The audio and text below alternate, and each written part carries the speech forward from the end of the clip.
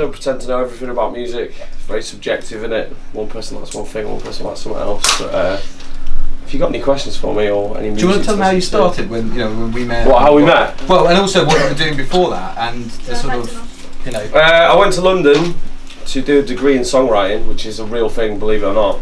And it was a 3-year degree. I met some amazing people along the way. Ended up collaborating with loads of different songwriters. And my tutor at the time was mates with Simon, and he'd taken like a keen interest in helping me because he thought I was a good writer. And I sent some tunes to him, he sent them to Simon. I turned up to meet him in a bright fluorescent ski jacket on a midsummer's afternoon in a coffee shop. I think he thought it was mental. But then we started chatting, shared some tunes, he put me in some sessions, I started writing for other people, and then slowly progressed into my own artist thing. In the meantime, I was completely flat broke, working part-time as a photo booth attendant and busking on the South Bank in London to make money. And Simon just kept putting me in sessions and writing, and then eventually started my own artist project, and then spent the last 3 years developing this project, writing the album. Just put the album out a couple of months ago, and that's a very short version. Yes, it went to #1, which was nice. And I want to ask an amazing question there, because I get this point brought up all the time. When you say write for the people, how did that feel perspective? Because I've worked with a lot of singers who, when they write a tune, they kind of say, this is my song. And sometimes we've had people say, either a label or manager say, oh, could we have that song? And the singer sometimes takes it really personally, like, sure, why are you taking my song? Like, why can't I do it? I mean, how did that feel, or was you able to just accept that, or was it like, look, just, these are the songs, that's what they mean? I've been trying to get into the industry for like the longest time. Yeah. It's one of those where it's so difficult to get your foot through the door, but once you get through you realise how much of a small place it was. But at the start I was just so buzzing to be writing with people and to be in these studios with these amazing talented people, because I'd just been doing it all at home on my laptop in my bedroom. So just to be doing sessions, I was absolutely over the moon to do it, And like the songs, it's a mutual thing between the artist and the songwriter. Like, if one person wants to take a song, it's got to be a mutual thing. Yeah. If somebody can't just steal a song and be like, we're having that, and you're not having it. It's got to be a mutual kind of respect between you and the artist or the writer. But we also had situations where some of the original songs that you wrote, we were really protective over, like Home. Yeah. Like, no, this is going to be out. This is going to be the big track. Yeah. And then never put it out. It's never come out. And Tom wrote more and more songs and bettered them. And I think you get there are some songs which you connect with so much where you're like, this is my song and this is going to happen, and artists do often turn around and say you cannot have this song, this is our song. But I think you've also got to look at other opportunities. I manage other songwriters, and sometimes you write a song and you get an offer, somebody bigger with higher profile, it can be the gateway, it can be the door to allowing you other opportunities. And if you're a new songwriter and you get a cut with somebody which you were hoping for yourself, but it goes for a bigger artist, that's going to allow you to get in the door with bigger collaborators, other songwriters, and write more songs, because if you've got one in you, you've got more in you.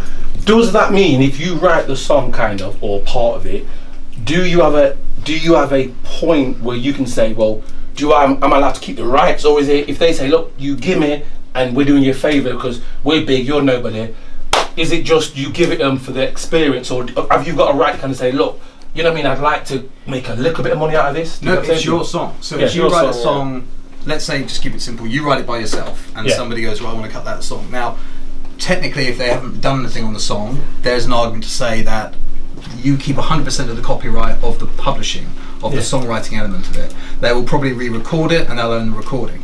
What often happens is a lot of artists go, well, look, if I'm going to take it, I'm going to put my own spin on it, I'm going to maybe do some production on it, and then you'll probably have to give them a percentage of that song. So, but I think that's fine in the grand scheme of things. You've got to kind of weigh it up of what that person's doing. Are they adding value to the song? But it's your song, and as the songwriter with the copyright ownership in, you can say, I don't want it being used on that advert, I don't want it being used on this, and you still have some integrity, you still have the publishing rights to do it. But I agree with that. I'm a firm believer in history, and in history telling something, and you can learn a lot from it. Definitely. And I think one big thing I say to a lot of artists and writers is try and be experimental. Try and go out, listen to all sorts of other types of music, and don't be pigeonholed by the type of music you like, because something crazy over here or over there, will influence you, and you'll be like, that's a sick instrument. I don't even know what that is. Let's go and find something and let's sample it and use it and try and be different. You know, what's going to make you stand out amongst the other people out there? Because everybody can do it now in their bedroom. So it's trying to challenge society as well to what they're listening to, because it's no one can make the music you make if you listen to a whole like range of a variety of music, because everyone interprets everything different. Make music like Marmite. If it causes a reaction, good or bad. If somebody absolutely hates it, great, because somebody else will absolutely love it. Exactly. Chantel, did you want to ask a question? Yeah. What's one piece of advice you'd give to yourself just before you got successful, like the big explosion of success? Don't let your ego get a hold of you. It's well easy sometimes. Always remember it's nice to be nice. Because honestly, like the minute that I signed my deal, I was like, I've made it, for about 3 months. I hadn't made it. It's literally the start of a very, very long journey, but I'd been waiting for that moment for what seemed like my entire life, and actually that was like just the beginning of the work. And it's like nobody ever wakes up like, you know what I did yesterday, mate? Completed music, easy, done. It's like there's always something to be getting on with. There's always, you can always better yourself in doing it, which is the interesting thing I think about it, you know. Feeling down, I'm feeling used. Don't know what to do without. Don't know what to do without you. But if you look into the distance, they're right over there. I will come right up behind you, remind you I'm here for you. Remind you I'm here for what we've been through. I will leave a light on by the side of your bed for when you get home. Be a place to rest your head when the days are long. Be your answer when you don't know what is right or wrong. Hit me like a hurricane. I woke up in pain.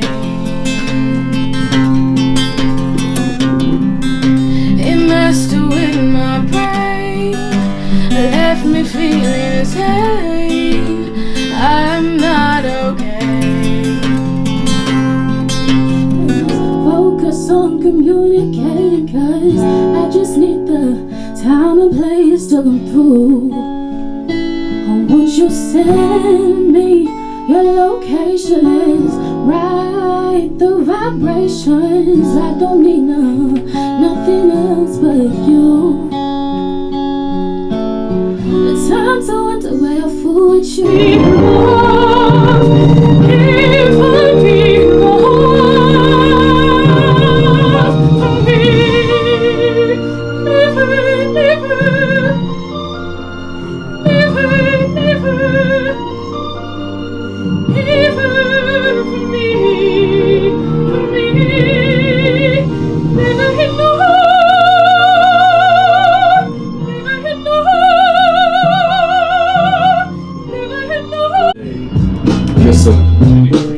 Sometimes I need love and affection just to hold me down. She told me that I'm a king, it had me scratching my crown. You see, I've never understood it and I never will. The only thing I'm understanding is that hell is real. I found out that she loves that beauty in the beast story. I think it's kinda... I'm a suicide bomber, not all dying for the dollar. Some dying over women.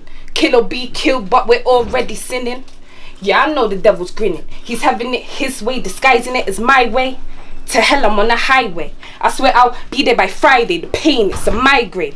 I'm just a youth, plugged into the system. Taught to be on streets, not at home as a Christian. Not taught to be a wife, but taught to be a mistress. Get the money from him and the presents like it's Christmas. Oh my God, I'm lost. I've got to make it out of here no matter the cost. But the colour of my skin, it's becoming a blot.